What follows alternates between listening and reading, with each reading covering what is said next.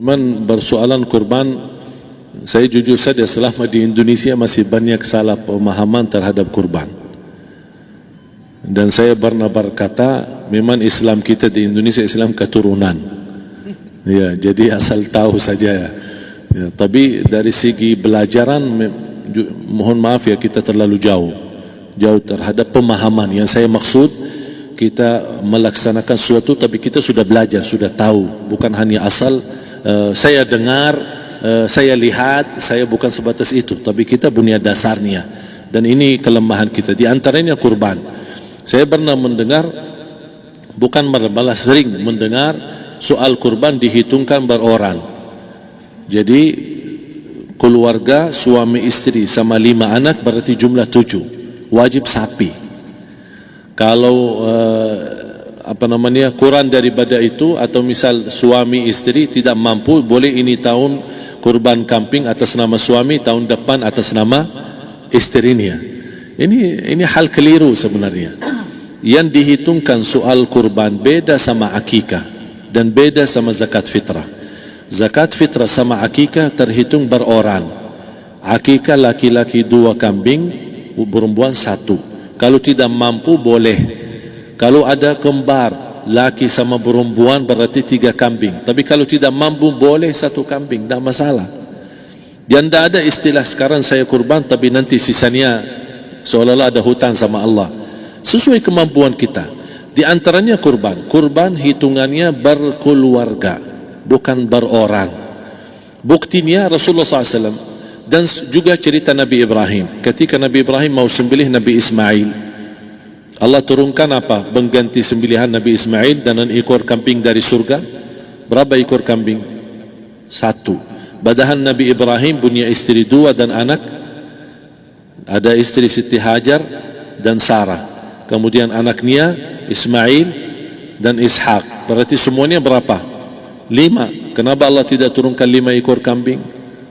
Karena hitungannya memang 1 keluarga. Yang kedua, Rasul sendiri sembelih 2 kambing. Pertama, Bismillah atas nama Muhammad dan keluarga Nabi Muhammad. Padahal kita tahu keluarga Nabi Muhammad SAW termasuk keluarga besar. 11 istri, belum lagi anaknya laki-laki sama perempuan. Ada yang hidup maupun sudah mati, sudah termasuk semua. Yang hidup maupun mati. Yang kedua, Rasul sembelih sembelihan yang kedua atas namaku dan umatku. Umatnya berapa miliar? Cuma 1 ekor kambing. Kenapa Rasulullah SAW berkurban atas nama dirinya dan umatnya? Saya mengambil salah satu di sini tanda sayangnya Rasul kepada umatnya. Jadi saya selalu berkata, orang miskin yang tidak mampu berkurban seharusnya bangga di hari kurban, karena Rasul sudah kurbankan duluan atas nama dia. Jadi terima kasih ya Rasulullah, ingatkan kita. Yang kita tidak mampu, Rasul sudah. Bahkan kalau Rasul sudah kurban atas nama umatnya yang tidak mampu, berarti sudah terkabul. Kita aja belum tahu kabul atau tidak kalau kita berkurban. Tapi kalau Rasul sudah terjamin makbul. Oleh sebab itu, hitungan kurban itu adalah 1 keluarga. Misal, bapa punya istri, punya anak. Itu kalau mampu sapi silahkan. Mampu 1000 sapi silahkan. Kalau soal kemampuan tidak ada masalah. Tapi kalau soal kewajiban, tidak ada wajib lebih daripada 1 ekor kambing. 1 ekor kambing. Misal, kalau bapa punya istri 4. Misal. Cuman ini misal. Ya. Istrinya 4. Setiap istri anaknya 10. Berarti jumlah berapa? Anak 40, istri 4, berarti 44, sama bapa 45. Wajib 1 ekor kambing saja, cukup untuk semua ini. Tapi kalau soal mampu, ya silahkan. Mau 1000 kambing boleh, mau 1000 sapi boleh. Tidak ada yang melarang kalau soal kemampuan. Dan kalau kita mau sembelih, Bismillah atas namaku dan keluarga. Tidak perlu bawa data-data nama keluarga. Jadi disebutkan tukang sembelihnya ada capek menunggu sambil sebutkan nama-nama. Tidak perlu. Udah Bismillah atas namaku dan keluarga. Termasuk kata atas namaku dan keluarga, termasuk orang tua yang sudah meninggal. Termasuk orang tua yang sudah, karena kita adalah hasil daripada orang tua. Itu sudah termasuk, tidak perlu kita sebutkan. Ada sebagian ulama membolehkan kalau kita mampu, mau khusus kambing atas nama orang tua, tidak masalah. Kalau kita mampu.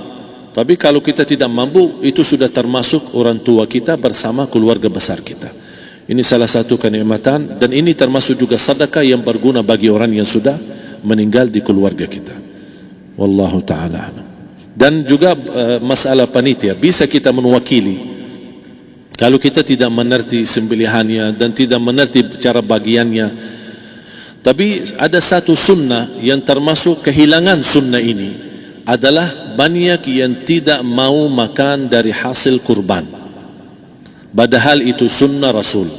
Dari akikah boleh makan, dari kurban pun boleh makan. Bahkan sunnah SAW dibagi 3. Sepertiga pertama dihadiahkan.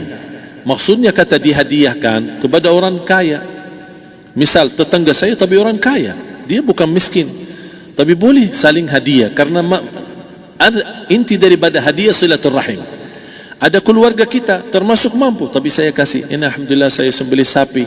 Barangkali dia tidak mampu, cuma sembelih kambing. Udah, kita dapat daging kambing, dia dapat daging sapi. Tapi dengan niat hadiah, bukan sedekah, karena dia bukan orang miskin yang menerima sedekah. Yang sepertiga yang kedua adalah sedekah. Sedekah itu termasuk orang miskin. Yang ketiga, kita makan sendiri. Bahkan Rasulullah SAW selepas Idul Adha, beda sama Idul Fitri. Sebelum Idul Fitri dia makan kurma, meyakinkan batalan puasa.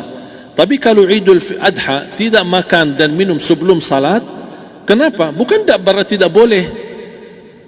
Tapi Rasulullah SAW ingin pertama pembukaannya, buka sarapannya atau makan di pagi harinya selepas Idul Adha adalah dari hasil sembelihan kambing itu atau dari kurban. Jadi kita sebagian sedikit. Tapi kalau kita merasa alhamdulillah rezeki saya banyak di rumah, alhamdulillah banyak ada makanan, mau sedekahin semuanya, semua mau sedekahin, tidak masalah.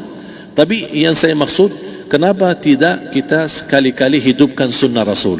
Jadi sebagian, walaupun ada sebagian sedikit lah, buat istilahnya sama sedikit porsi nasi atau apa, karena kita berhak sebagai kita kurbankan lillahi ta'ala, kita berhak menikmati kurban ini yang lillahi ta'ala supaya kita mendapatkan keberkahannya, bukan hanya orang lain. Terus yang kedua ada masalah pembayaran. Kalau kita wakili panitia, boleh kita pesan sama panitia, tolong sedikit dari kurban saya minta buat saya makan. Itu tidak masalah, kita boleh minta. Dan boleh kita wakili, tapi kita tolong ingatkan, tidak boleh pembayaran hasil sembelihan itu dari kulitnya. Ini menjadi salah satu persoalan di Indonesia. Banyak tukang sembelih datang, ketika kita tawarkan untuk sembelih ini, berapa pak? Oh tidak apa-apa, kasih aja kulitnya sama kepalanya. Jangan anda setuju, jangan anda terima. Oh maaf, saya tidak bisa. Bapak berapa ongkos sembelihannya? Kita harus pakat dulu.